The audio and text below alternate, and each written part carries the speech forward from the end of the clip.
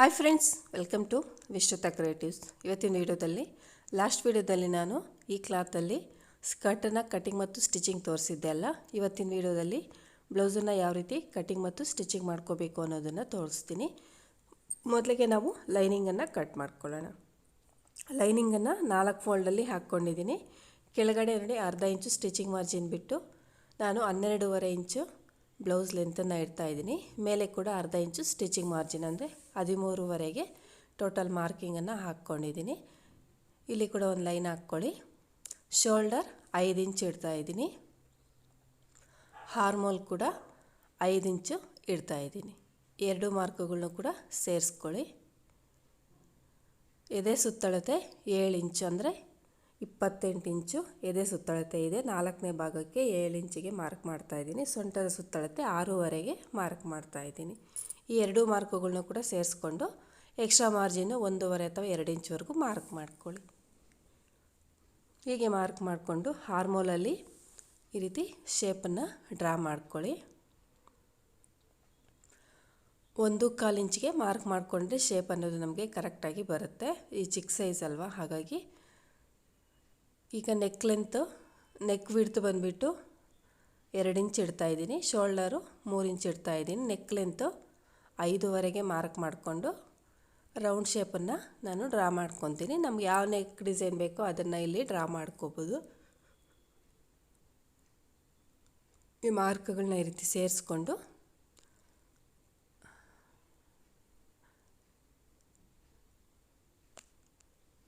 Round ಶೇಪನ್ನು ಈ ರೀತಿ draw ಮಾಡ್ಕೊತಾ ಇದ್ದೀವಿ.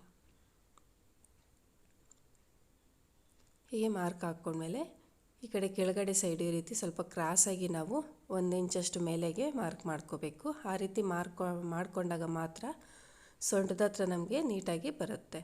ಇಲ್ಲ ಅಂತಂದರೆ ಫಿನಿಶಿಂಗು ಚೆನ್ನಾಗಿ ಬರೋದಿಲ್ಲ. ಈಗ ಮಾರ್ಕಿಂಗ್ಸ್ಗೆ ನಾನು ಈ ರೀತಿ ನೀಟಾಗಿ ಕಟ್ ಮಾಡ್ಕೊತಾ ಇದ್ದೀನಿ. ಈಗ ಕಟ್ ಮಾಡ್ಕೊಂಡ್ಮೇಲೆ ಈಗ ನಾವು ಮೇನ್ ಕ್ಲಾತನ್ನು ಕೂಡ ಕಟ್ ಮಾಡ್ಕೊಳ್ಳೋಣ. ಇದರಲ್ಲಿ ಫ್ರಂಟು ಬ್ಯಾಕು ಸಪ್ರೇಟ್ ಮಾಡಿಕೊಂಡು ಫ್ರಂಟ್ ಪಾರ್ಟ್ಗೆ ನಾವು ಈ ರೀತಿ ಹಾರ್ಮೋಲನ್ನು ಅರ್ಧ ಇಂಚು ಒಳಗಡೆಗೆ ಮಾರ್ಕ್ ಮಾಡಿಕೊಂಡು ಕಟ್ ಮಾಡ್ಕೋಬೇಕು. ನೆಕ್ ಡಿಸೈನನ್ನು ಬೇಕಾದರೆ ನೀವು ಇದು ಚೇಂಜ್ ಮಾಡ್ಕೋಬೋದು. ಇಲ್ಲಿ ನೆಕ್ಕನ್ನು ನಾನು ಕಡಿಮೆ ಮಾಡ್ತಾಯಿದ್ದೀನಿ. ಆಗಲೇ 5.5 ಇಟ್ಟಿದ್ವಲ್ಲ, ಫ್ರಂಟ್ ಪಾರ್ಟ್ಗೆ 5 ಇಂಚ್ ಮಾತ್ರ ಇಡ್ತಾಯಿದ್ದೀನಿ. ಹೀಗೆ ಮಾರ್ಕ್ ಮಾಡಿಕೊಂಡು ನೆಕ್ಕು ನಿಮಗೆ ಬೇರೆ ಥರ ಬೇಕು ಅಂದರೂ ಕೂಡ ಚೇಂಜ್ ಮಾಡ್ಕೋಬೋದು. ಈ ರೀತಿ ಮಾರ್ಕ್ ಮಾಡಿಕೊಂಡು ನಾನು ನೋಡಿ ಈಗ ಇದನ್ನು ಕೂಡ ಕಟ್ ಮಾಡ್ಕೊತಾ ಇದ್ದೀನಿ. ನೆಕ್ಕನ್ನು ನಾನು ಸ್ಟಿಚ್ ಮಾಡೋವಾಗ ಕಟ್ ಮಾಡ್ಕೊತೀನಿ. ಈಗ ನೋಡಿ ನಾವು ಕ್ಲಾತನ್ನು ಕಟ್ ಮಾಡ್ಕೊಳ್ಳೋವಾಗ ಈ ಥರ ಡಿಸೈನ್ಸ್ ಇರುತ್ತಲ್ಲ, ಆ ಡಿಸೈನ್ಸು ಎಲ್ಲಿಗೆ ಬರುತ್ತೆ ಅನ್ನೋದನ್ನು ನೋಡಿಕೊಂಡು ಸ್ವಲ್ಪ ಕ್ಲಾತ್ ವೇಸ್ಟ್ ಆದರೂ ಪರವಾಗಿಲ್ಲ ನೋಡಿಕೊಂಡು ಕಟಿಂಗ್ ಮಾಡ್ಕೊಳ್ಳಿ. ಇಲ್ಲ ಅಂದರೆ ಕರೆಕ್ಟಾಗಿ ಡಿಸೈನ್ಸ್ ಅನ್ನೋದು ಬರೋದಿಲ್ಲ. ಈ ರೀತಿ ಜೋಡಿಸ್ಕೊಂಡು ಕಟಿಂಗನ್ನು ಮಾಡ್ಕೊಳ್ಳಿ. ಫ್ರಂಟ್ ಪಾರ್ಟ್ಗೆ ಮಾತ್ರ ನಾನು ಈ ಡಿಸೈನ್ ಬರೋ ಥರ ಕಟ್ ಮಾಡ್ಕೊತಾ ಇದ್ದೀನಿ. ಬ್ಯಾಕ್ ಪಾರ್ಟ್ಗೆ ಪ್ಲೇನಾಗಿಯೇ ಕಟಿಂಗ್ ಮಾಡ್ಕೊತಾ ಇದ್ದೀನಿ. ಅದ್ರ ಮೇಲೇನು ಈ ರೀತಿ ಲೈನಿಂಗ್ ಇಟ್ಕೊಂಡು ಸ್ವಲ್ಪ ಎಕ್ಸ್ಟ್ರಾ ಕ್ಲಾತನ್ನು ಬಿಟ್ಟು ಕಟಿಂಗ್ ಮಾಡ್ಕೊಳ್ಳಿ ಯಾವಾಗಲೂ ಕೂಡ. ಈಗ ಮೇಲೆ ಇರೋಂಥ ಕ್ಲಾತಲ್ಲಿ ನೋಡಿ 4 ಫೋಲ್ಡಲ್ಲಿ ಹಾಕ್ಕೊಂಡಿದ್ದೀನಿ. ಸ್ಲೀವ್ಸ್ಗೆ ಈ ಕಡೆ 1 ಇಂಚಷ್ಟು ಸ್ಟಿಚಿಂಗ್ ಮಾರ್ಜಿನ್ ಹಾಕ್ಕೊಳ್ಳಿ. ಲೈನಿಂಗು ಹಾಕೋವಾಗಿದ್ದರೆ ಅರ್ಧ ಇಂಚ್ ಹಾಕ್ಕೊಳ್ಳಿ. ನಾನಿಲ್ಲಿ ಬಾರ್ಡರ್ ಕಟ್ ಮಾಡೋ ಜಾಯಿಂಟ್ ಮಾಡ್ಕೊತೀನಿ, ಹಾಗಾಗಿ ಅರ್ಧ ಇಂಚ್ ಹಾಕ್ಕೊಂಡಿದ್ದೀನಿ. ನಾವು ಕಟ್ ಮಾಡ್ಕೊಂಡಿರೋದ್ರಲ್ಲಿ ಆಲ್ರೆಡಿ ಹಾರ್ಮೋಲ್ ಎಷ್ಟಿದೆ ಅನ್ನೋದನ್ನು ನೋಡಿಕೊಂಡು ಮಾರ್ಕನ್ನು ಮಾಡ್ಕೊಳ್ಳೋಣ. ಡೌನಿಂಗ್ ಇಲ್ಲಿ 2 ಇಂಚ್ ಇಡ್ತಾಯಿದ್ದೀನಿ. ಹಾರ್ಮೋಲ್ ಲೆಂತನ್ನು ಹಾಕ್ಕೊಂಡು ನಂತರ ಸ್ಲೀವ್ಸ್ ಲೂಸನ್ನು ಕೂಡ ಹಾಕ್ಕೊಂಡು 2 ಪಾಯಿಂಟ್ಸನ್ನು ಈ ರೀತಿ ಜಾಯಿನ್ ಮಾಡಿಕೊಂಡು ಎಕ್ಸ್ಟ್ರಾ ಮಾರ್ಜಿನ್ನು 2 ಇಂಚ್ವರೆಗೂ ಹಾಕ್ಕೊಂಡು ಈ ರೀತಿ ಶೇಪನ್ನು ತೆಗೆದ್ರೆ ಸ್ಲೀವ್ಸ್ ಅನ್ನೋದು ರೆಡಿ ಆಗುತ್ತೆ ತುಂಬಾ ಈಸಿಯಾಗಿ. ನಾನು ಯಾವ ರೀತಿ ಸ್ಲೀವ್ಸನ್ನು ಪರ್ಫೆಕ್ಟಾಗಿ ಕಟಿಂಗ್ ಮಾಡ್ಕೋಬೇಕು ಅನ್ನೋದನ್ನು ಕೂಡ ತುಂಬ ವೀಡಿಯೋಸ್ ಮಾಡಿ ಹಾಕಿದ್ದೀನಿ. ನಿಮ್ಗೆ ಡೌಟ್ ಇದ್ದರೆ ಚಾನಲಲ್ಲಿ ಚೆಕ್ ಮಾಡಿ. ಸ್ಲೀವ್ಸನ್ನು ಹೀಗೆ ಕಟ್ ಮಾಡ್ಕೊಂಡ್ಮೇಲೆ ಈಗ ಇದಕ್ಕೂ ಕೂಡ ಇದು ಮೈನ್ ಕ್ಲಾತಲ್ಲಿ ನಾನು ಡೈರೆಕ್ಟಾಗೇ ಕಟ್ ಮಾಡ್ಕೊಂಡಿದ್ದೀನಿ. ಇದಕ್ಕೆ ಲೈನಿಂಗ್ ಏನು ಕೂಡ ಹಾಕ್ತಿಲ್ಲ. ಇದಕ್ಕೆ ಬಾರ್ಡರ್ನ ಈ ಥರ ಕೆಳಗಡೆ ಇದೆಯಲ್ವ, ಇದನ್ನು ತಗೊಂಡು ಹೀಗೆ ಕಟ್ ಮಾಡ್ಕೊತಾ ಇದ್ದೀನಿ.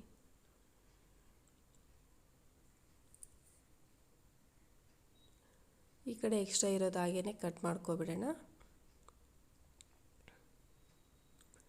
ಹೀಗೆ ಕಟ್ ಮಾಡ್ಕೊಂಡ್ಮೇಲೆ ಈಗ ಇದನ್ನು ಯಾವ ರೀತಿ ಸ್ಟಿಚಿಂಗ್ ಮಾಡ್ಕೋಬೇಕು ಅನ್ನೋದನ್ನು ನೋಡೋಣ. ನಾನು ಲೈನಿಂಗನ್ನು ರಾಂಗ್ ಸೈಡ್ಗೆ ಇಟ್ಕೊಂಡು ನೋಡಿ ಸುತ್ತಲೂ ಕೂಡ ಒಂದು ಸ್ಟಿಚ್ ಬಂದುಬಿಡ್ತೀನಿ. ನೆಕ್ ಹತ್ರ ಬೇರೆ ಪೀಸನ್ನು ಕೊಟ್ಟು ನೆಕ್ ಪೀಸನ್ನು ಸ್ಟಿಚ್ಚನ್ನು ಮಾಡ್ಕೊಳ್ಳೋಣ ಅಂತ ಸುತ್ತಲೂ ಕೂಡ ಈ ರೀತಿ ಸ್ಟಿಚ್ ಬಂದುಬಿಡೋಣ. ಲೈನಿಂಗನ್ನು ನಾನು ಮೇನ್ ಕ್ಲಾತ್ಗೆ ರಾಂಗ್ ಸೈಡ್ಗೆ ಜೋಡಿಸ್ಕೊಂಡು ಸುತ್ತಲೂ ಕೂಡ ಈ ರೀತಿ ಸ್ಟಿಚ್ ಹಾಕ್ಕೊತಾ ಇದ್ದೀನಿ. ಸೇಮ್ ಇದು ನಾನೊಂದು ಪೀಸಿಗೆ ತೋರಿಸ್ತಾ ಇದ್ದೀನಿ, ಅಂದರೆ ಫ್ರಂಟ್ ಪಾರ್ಟ್ಗೆ, ಬ್ಯಾಕ್ ಪಾರ್ಟ್ಗೂ ಕೂಡ ಸೇಮ್ ಇದೇ ರೀತಿಯೇ ಸ್ಟಿಚ್ ಮಾಡ್ಕೋಬೇಕು. ನೋಡಿ ಈ ರೀತಿ ಸುತ್ತಲೂ ಕೂಡ ಎಡ್ಜ್ಗೆ ಸ್ಟಿಚ್ ಹಾಕ್ಕೊಳ್ತಾ ಬಂದುಬಿಡಬೇಕು. ಹೀಗೆ ಸ್ಟಿಚ್ ಹಾಕ್ಕೊಂಡ್ಮೇಲೆ ಎಕ್ಸ್ಟ್ರಾ ಕ್ಲಾತ್ ಎಲ್ಲ ಕೂಡ ಕಟ್ ಮಾಡ್ಕೊಬಿಡಿ. ಈ ರೀತಿ ಎಕ್ಸ್ಟ್ರಾ ಕ್ಲಾತನ್ನೆಲ್ಲ ಕೂಡ ಕಟ್ ಮಾಡಿಕೊಂಡು ನೆಕ್ ಹತ್ರ ನಾನು ಬೇರೆ ಪೀಸನ್ನು ತಗೊತೀನಿ. ಸೆಂಟ್ರಿಗೆ ಈ ರೀತಿ ಫೋಲ್ಡ್ ಮಾಡಿಕೊಂಡು ಮಾರ್ಕ್ ಮಾಡ್ಕೊಳ್ಳಿ. ನಾವು ಪೀಸನ್ನು ಮತ್ತೆ ಜಾಯಿನ್ ಮಾಡ್ಕೊಳ್ಳೋದಕ್ಕೆ ಕರೆಕ್ಟಾಗಿ ಇರುತ್ತೆ. ಬೇಕು ಅಂದರೆ ಒಂದು ಲೈನನ್ನು ಕೂಡ ಸ್ಟ್ರೈಟಾಗಿ ಹಾಕ್ಕೊಳ್ಳಿ. ನೀವು ಹೆಚ್ಚು ಕಡಿಮೆ ಬರೆದಿರೇ ಇರುತ್ತೆ. ನೆಕ್ ಪೀಸ್ಗೆ ನಾನು ಕ್ಯಾನ್ವಾಸನ್ನು ತಗೊಂಡು ಅಟ್ಯಾಚ್ ಮಾಡಿ ಇಟ್ಕೊಂಡಿದ್ದೀನಿ. ಈಗ ಕ್ಯಾನ್ವಾಸ್ ಸುತ್ತಲೂ ಕೂಡ ಈ ರೀತಿ ಫೋಲ್ಡ್ ಮಾಡಿಕೊಂಡು ಫಸ್ಟು ಸ್ಟಿಚ್ ಮಾಡ್ಕೋಬೇಕು. ಕ್ಯಾನ್ವಾಸನ್ನು ಸುತ್ತಲೂ ಈ ರೀತಿ ಸ್ಟಿಚ್ ಮಾಡ್ಕೊಂಡ್ಮೇಲೆ ಈಗ ಇದನ್ನು ನಾವು ಬ್ಲೌಸ್ಗೆ ನೆಕ್ ಹತ್ರ ಅಟ್ಯಾಚ್ ಮಾಡ್ಕೊಳ್ಳೋಣ. ಇದಕ್ಕೂ ಕೂಡ ಸೆಂಟ್ರಲ್ಲಿ ಮಾರ್ಕನ್ನು ಹಾಕ್ಕೊಳ್ಳಿ. ಒಂದಕ್ಕೆ ಎರಡು ಸಲ ಚೆಕ್ ಮಾಡಿಕೊಂಡು ನಾವು ಸೆಂಟ್ರಿಗೆ ನೀಟಾಗಿ ಈ ರೀತಿ ಜೋಡಿಸ್ಕೋಬೇಕು. ನಾನು ಮಾರ್ಕ್ ಮಾಡಿದ್ದೀನಲ್ವ, ಅದು ಅಲ್ಲಿಂದ ಅರ್ಧ ಇಂಚು ಮಾರ್ಜಿನ್ ಬಿಟ್ಟು ಸ್ಟಿಚ್ ಮಾಡ್ಕೋಬೇಕು. ಈ ರೀತಿ ಅರ್ಧ ಇಂಚ್ ಮಾರ್ಜಿನ್ ಬಿಟ್ಟು ಸ್ಟಿಚ್ಚನ್ನು ಹಾಕ್ಕೊಂಡ್ಮೇಲೆ ಈಗ ನೆಕ್ ಹತ್ರ ಇರೋಂಥ ಎಕ್ಸ್ಟ್ರಾ ಕ್ಲಾತನ್ನೆಲ್ಲ ಕೂಡ ಕಟ್ ಮಾಡಿಕೊಂಡು ಸ್ಮಾಲ್ ಕಟ್ಸನ್ನು ಹಾಕ್ಕೋಬೇಕು. ಕಟ್ ಮಾಡ್ಕೊಳ್ಳೋವಾಗ ನೋಡಿ ಮಾರ್ಕಿಂಗ್ ಮೇಲೇ ಕಟ್ ಮಾಡ್ತಾಯಿದ್ದೀನಿ, ಅದಕ್ಕೆ ಸ್ಟಿಚ್ ಮಾಡ್ಕೊಳ್ಳೋವಾಗ ಅದನ್ನು ಬಿಟ್ಟು ಸ್ಟಿಚ್ ಮಾಡಬೇಕು. ಸ್ಮಾಲ್ ಕಟ್ಸನ್ನು ಹಾಕ್ಕೊಂಡು ಈಗ ಬ್ಯಾಕ್ ಸೈಡ್ಗೆ ಟರ್ನ್ ಮಾಡಿ ಇದನ್ನು ಸ್ಟಿಚ್ ಮಾಡ್ಕೋಬೇಕು. ಫ್ರಂಟ್ ಪಾರ್ಟ್ಗೆ ಈಗ ಯಾವ ರೀತಿ ಸ್ಟಿಚ್ ಮಾಡ್ತಿದ್ದೀನೋ ಅದೇ ರೀತಿ ಬ್ಯಾಕ್ ಪಾರ್ಟ್ಗೂ ಕೂಡ ಸ್ಟಿಚ್ ಮಾಡ್ಕೋಬೇಕು. ಇದು ನೀಟಾಗಿ ಟರ್ನ್ ಆಗಬೇಕು ಅಂದರೆ ನೋಡಿ ಈ ರೀತಿ ಆ ಪೀಸ್ಗೆ ಮತ್ತು ಮಾರ್ಜಿನ್ಗೆ ಸೇರಿಸಿ ಈ ರೀತಿ ಯಾವ ಕಡೆಗೆ ನಾನು ಫೋಲ್ಡ್ ಮಾಡಿದ್ದೀನಿ ಅಂತ ಕಾಣಿಸ್ತಿದೆ ಅಲ್ವಾ, ಈ ರೀತಿ ಫೋಲ್ಡ್ ಮಾಡಿಕೊಂಡು ಫಸ್ಟ್ ಒಂದು ಸ್ಟಿಚ್ ಹಾಕ್ಕೊಳ್ಳಿ. ನಂತರ ಒಳಗಡೆಗೆ ಫೋಲ್ಡ್ ಮಾಡಿಕೊಂಡ್ರೆ ನೀಟಾಗಿ ಫಿನಿಶಿಂಗ್ ಅನ್ನೋದು ಬರುತ್ತೆ. ಈ ರೀತಿ ಹೀಗೆ ಟರ್ನ್ ಮಾಡ್ಕೊಂಡು ಈಗ ಬ್ಯಾಕ್ ಸೈಡ್ಗೆ ಮತ್ತೆ ಅದ್ರ ಮೇಲೆ ಇನ್ನೊಂದು ಸ್ಟಿಚ್ಚನ್ನು ಹಾಕ್ತಾಯಿದ್ದೀನಿ. ಹೀಗೆ ಸ್ಟಿಚ್ ಹಾಕ್ಕೊಂಡ್ರೆ ಈಗ ಇದು ನೆಕ್ ರೆಡಿ ಆಗುತ್ತೆ. ಇದನ್ನು ನಾವು ನೋಡಿ ಫ್ರಂಟು ಬ್ಯಾಕು ಎರಡನ್ನೂ ಕೂಡ ನಾನು ಸ್ಟಿಚ್ ಮಾಡಿ ಇಟ್ಕೊಂಡಿದ್ದೀನಿ. ಎರಡಕ್ಕೂ ಕೂಡ ನಾವು ಈಗ ನೆಕ್ ಪೀಸ್ಗೆ ಎಮಿಂಗನ್ನು ಮಾಡ್ಕೋಬೇಕು. ಅದನ್ನು ನಾನು ಲಾಸ್ಟಲ್ಲಿ ಮಾಡ್ಕೊತೀನಿ. ಬ್ಯಾಕ್ ಪಾರ್ಟ್ಗೆ ಉಕ್ಸ್ ಪಟ್ಟಿ ಮತ್ತು ಕಾಜಾ ಪಟ್ಟಿನ ಹೊಲ್ಕೋಬೇಕು. ಸೆಂಟ್ರಿಗೆ ಕಟ್ ಮಾಡಿಕೊಂಡು ಉಕ್ಸ್ ಪಟ್ಟಿ ಕಾಜಾ ಪಟ್ಟಿ ಎಲ್ಲರಿಗೂ ಗೊತ್ತಿದೆ ಅಲ್ವಾ, ಹಾಗಾಗಿ ನಾನು ಅದನ್ನೇನು ತೋರಿಸ್ತಿಲ್ಲ. ಅದನ್ನು ಸ್ಟಿಚ್ ಮಾಡ್ಕೊಂಡ್ಮೇಲೆ ಈಗ ಶೋಲ್ಡರ್ಸನ್ನು ಜಾಯಿನ್ ಮಾಡ್ತಾಯಿದ್ದೀನಿ. ಶೋಲ್ಡರ್ಸನ್ನು ಅರ್ಧ ಇಂಚು ಮಾರ್ಜಿನ್ ಬಿಟ್ಟು ಡಬಲ್ ಸ್ಟಿಚ್ಚನ್ನು ಹಾಕ್ಕೊಂಡು ಜಾಯಿನ್ ಮಾಡ್ಕೋಬೇಕು. ಹೀಗೆ ಜಾಯಿನ್ ಮಾಡ್ಕೊಂಡ್ಮೇಲೆ ಎರಡನ್ನೂ ಕೂಡ ನೆಕ್ಸ್ಟು ನಾವು ಇದಕ್ಕೆ ಸ್ಲೀವ್ಸನ್ನು ಅಟ್ಯಾಚ್ ಮಾಡ್ಕೊಳ್ಳೋಣ. ಸ್ಲೀವ್ಸ್ಗೆ ನಾನು ಲೈನಿಂಗ್ ಏನು ಕೂಡ ಹಾಕ್ತಿಲ್ಲ, ಹಾಗೆಯೇ ಡೈರೆಕ್ಟಾಗಿ ಮೇನ್ ಕ್ಲಾತನ್ನೇ ಸ್ಟಿಚ್ ಮಾಡ್ಕೊತೀನಿ. ಅದಕ್ಕೆ ಬಾರ್ಡರ್ನ ಮಾತ್ರ ಅಟ್ಯಾಚ್ ಮಾಡ್ಕೋಬೇಕು. ನೋಡಿ ಇದನ್ನು ಬಾರ್ಡರ್ನ ತಗೊಂಡು ಈ ರೀತಿ ರಾಂಗ್ ಸೈಡ್ಗೆ ಇಟ್ಕೋಬೇಕು. ಯಾಕಂದರೆ ರೈಟ್ ಸೈಡ್ಗೆ ನಮಗೆ ಮೇಲೆಗೆ ಬರಬೇಕಲ್ಲ ಬಾರ್ಡರು, ಮತ್ತು ಬಾರ್ಡರ್ನ ಕೂಡ ಉಲ್ಟಾ ಇಟ್ಕೋಬೇಕು. ಅರ್ಧ ಇಂಚ್ ರೀತಿ ಮಾರ್ಜಿನ್ ಬಿಟ್ಟು ಸ್ಟಿಚ್ಚನ್ನು ಹಾಕ್ಕೊಳ್ಳಿ. ಹಾಕ್ಕೊಂಡು ಇದನ್ನು ಮೇಲೆಗೆ ಟರ್ನ್ ಮಾಡ್ಕೋಬೇಕು. ಇದಕ್ಕೂ ಕೂಡ ನೋಡಿ ಈ ರೀತಿ ಉಲ್ಟಾ ಮಾಡಿ, ಈಗ ಲೈನಿಂಗ್ ಇಲ್ಲ ಅಲ್ವ, ಇದಕ್ಕೆ ಸ್ಲೀವ್ಸ್ ಮೇಲೆಗೆ ಸ್ಟಿಚ್ ಬರಬೇಕು. ಇದು ಫೋಲ್ಡ್ ಮಾಡಿರೋದು ಆ ರೀತಿ ಇಟ್ಕೊಳ್ಳಿ. ಯಾಕಂದರೆ ನಾವು ಬಾರ್ಡರ್ನ ಮೇಲೆಗೆ ಫೋಲ್ಡ್ ಮಾಡಿಕೊಂಡಾಗ ಅದು ಒಳಗಡೆಗೆ ಹೋಗಿಬಿಡುತ್ತೆ. ಹಾಗಾಗಿ ಹೀಗೆ ಒಂದು ಸ್ಟಿಚ್ಚನ್ನು ಹಾಕ್ಕೊಂಡು ಈಗ ಇದನ್ನು ಮೇಲೆಗೆ ಫೋಲ್ಡ್ ಮಾಡಿ ಮತ್ತೆ ಸ್ಟಿಚ್ ಹಾಕ್ಕೋಬೇಕು.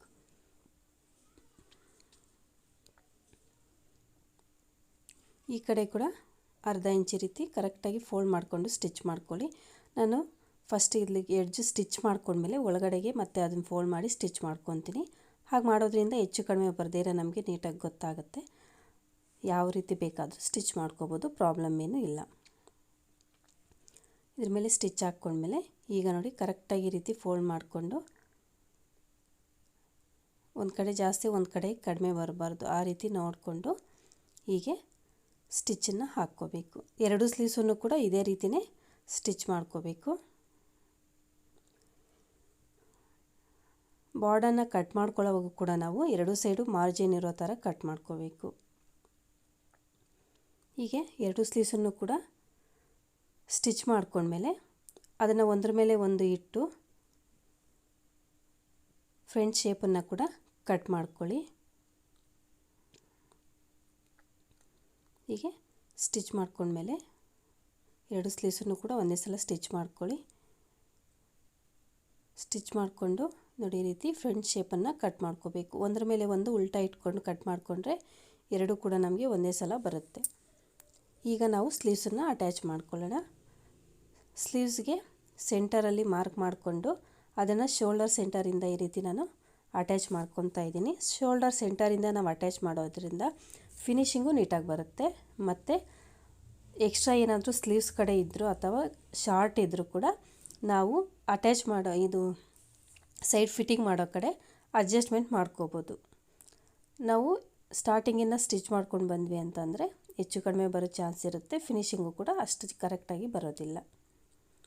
ಹೀಗೆ ಒಂದು ಸಲ ಸ್ಟಿಚ್ ಹಾಕ್ಕೊಂಡ್ಮೇಲೆ ಎರಡು ಸೈಡ್ಗೂ ಕೂಡ ಈಗ ಅದ್ರ ಮೇಲೆ ಮತ್ತೆ ಇನ್ನೂ ಒಂದು ಸ್ಟಿಚ್ಚನ್ನು ಕೂಡ ಹಾಕ್ಕೊಳ್ಳಿ, ಅಂದರೆ ಡಬಲ್ ಸ್ಟಿಚ್ಚನ್ನು ಹಾಕ್ಕೊಳ್ಳಿ. ಹೀಗೆ ಹಾಕ್ಕೊಂಡ್ಮೇಲೆ ನಾನು ಇನ್ನು ಕೆಳಗಡೆ ಸೈಡ್ ಇದನ್ನು ಫಿನಿಶಿಂಗ್ ಮಾಡಿಲ್ಲ. ಹಾಗಾಗಿ 1.5 ಇಂಚ್ ಇರೋ ಥರ ಈ ರೀತಿ ಪೀಸನ್ನು ತಗೊಂಡು ಡಬಲ್ ಫೋಲ್ಡ್ ಮಾಡಿಕೊಂಡು ರೈಟ್ ಸೈಡ್ಗೆ ಈ ರೀತಿ ಸ್ಟಿಚ್ ಮಾಡ್ಕೋಬೇಕು. ನಂತರ ಅದನ್ನು ಬ್ಯಾಕ್ ಸೈಡ್ಗೆ ಟರ್ನ್ ಮಾಡ್ಕೋಬೇಕು. ನೋಡಿ ಈ ರೀತಿ ಅರ್ಧ ಇಂಚು ಮಾರ್ಜಿನ್ ಬಿಟ್ಟು ಸ್ಟಿಚ್ ಹಾಕ್ಕೊಳ್ಳಿ. ಹೀಗೆ ಸ್ಟಿಚ್ ಮಾಡಿಕೊಂಡು ಇದು ಫ್ರಂಟ್ ಪಾರ್ಟು ಬ್ಯಾಕ್ ಪಾರ್ಟ್ ಎರಡಕ್ಕೂ ಕೂಡ ಇದೇ ರೀತಿಯೇ ಮಾಡ್ಕೋಬೇಕು. ಹೀಗೆ ಸ್ಟಿಚ್ಚನ್ನು ಹಾಕ್ಕೊಂಡು ಈಗ ಇದನ್ನು ಬ್ಯಾಕ್ ಸೈಡ್ಗೆ ಟರ್ನ್ ಮಾಡಿ ಮತ್ತೆ ಸ್ಟಿಚ್ ಮಾಡ್ಕೋಬೇಕು. ಬ್ಯಾಕ್ ಸೈಡ್ಗೆ ಈ ರೀತಿ ಟರ್ನ್ ಮಾಡಿಕೊಂಡು ಸ್ಟಿಚ್ಚನ್ನು ಹಾಕ್ಕೊಂಡ್ರೆ ಎರಡೂ ಸೈಡ್ಗೂ ಕೂಡ ಅಂದರೆ ಫ್ರಂಟ್ ಪಾರ್ಟು ಬ್ಯಾಕ್ ಪಾರ್ಟ್ ಎರಡಕ್ಕೂ ಕೂಡ ಇದೇ ರೀತಿ ಸ್ಟಿಚ್ ಮಾಡಿಕೊಂಡ್ರೆ ಇದು ರೆಡಿ ಆಗುತ್ತೆ. ನೆಕ್ಸ್ಟ್ ನಾವು ಸೈಡ್ ಫಿಟ್ಟಿಂಗನ್ನು ಮಾಡ್ಕೊಳ್ಳೋಣ. ಸೈಡ್ ಫಿಟ್ಟಿಂಗ್ ಮಾಡ್ಕೊಳ್ಳುವಾಗ ಎಡ್ಜ್ಗೆ ಫಸ್ಟ್ ಒಂದು ಸ್ಟಿಚ್ ಹಾಕ್ಕೊಬಿಡ್ತೀನಿ. ನಂತರ ಮಾರ್ಜಿನ್ ನಾವು 1.5 ಇಂಚು 2 ಇಂಚ್ವರೆಗೂ ಬಿಟ್ಟಿರ್ತೀವಲ್ಲ ಅದನ್ನು ಬಿಟ್ಟು ಸ್ಟಿಚ್ಚನ್ನು ಹಾಕ್ಕೊತೀನಿ. ಮತ್ತು ಸ್ಲೀವ್ಸ್ ಹತ್ರ ಇರೋ ಮಾರ್ಜಿನ್ನು ಸ್ಲೀವ್ಸ್ ಕಡೆಗೆ ನಮಗೆ ಫೋಲ್ಡ್ ಮಾಡಿರಬೇಕು, ಆ ರೀತಿ ಸ್ಟಿಚ್ ಹಾಕ್ಕೊಳ್ಳಿ. ಸ್ಟಾರ್ಟಿಂಗಲ್ಲಿ ಎಂಡಿಂಗಲ್ಲಿ ರಫ್ ಹೊಡ್ಕೊಳ್ಳಿ. ಈಗ ನಾನು ಎಡ್ಜಿಗೆ ಸ್ಟಿಚ್ ಹಾಕ್ಕೊಂಡ್ಮೇಲೆ ಈಗ ಎಷ್ಟು ಮಾರ್ಜಿನ್ ಬಿಟ್ಟಿದ್ದೀವೋ ಅಷ್ಟನ್ನು ಬಿಟ್ಟು ಈ ರೀತಿ ಸ್ಟಿಚ್ಚನ್ನು ಹಾಕ್ಕೊಂಡು ಅದ್ರ ಪಕ್ಕದಲ್ಲಿ ಎಕ್ಸ್ಟ್ರಾ ಸ್ಟಿಚಸನ್ನು ಹಾಕ್ಕೊಂಡ್ರೆ ಸ್ಟಿಚಿಂಗ್ ಅನ್ನೋದು ಕಂಪ್ಲೀಟ್ ಆಗುತ್ತೆ. ಇದು ಕಂಪ್ಲೀಟ್ ಆದಮೇಲೆ ಯಾವ ರೀತಿ ಕಾಣಿಸ್ತಾ ಇದೆ ಅಂತ ಕೂಡ ತೋರಿಸ್ತೀನಿ. ತುಂಬಾ ನೀಟಾಗಿ ಬ್ಯೂಟಿಫುಲ್ಲಾಗಿ ಬಂದಿದೆ, ತುಂಬಾ ಚೆನ್ನಾಗಿದೆ. ಸ್ಕರ್ಟ್ ಮೇಲೆ ಇದು ತುಂಬಾ ಚೆನ್ನಾಗಿ ಕಾಣಿಸ್ತಾ ಇತ್ತು. ಓಕೆ ಫ್ರೆಂಡ್ಸ್, ಈ ವಿಡಿಯೋ ನಿಮ್ಗೆ ಇಷ್ಟ ಆದರೆ ಪ್ಲೀಸ್ ಲೈಕ್ ಮಾಡಿ, ಶೇರ್ ಮಾಡಿ. ಯಾರಾದರೂ ಹೊಸದಾಗಿ ಚಾನಲ್ ನೋಡ್ತಾ ಇದ್ದರೆ ಸಬ್ಸ್ಕ್ರೈಬ್ ಮಾಡ್ಕೊಂಡು ನೋಡಿ. ಬಾಯ್.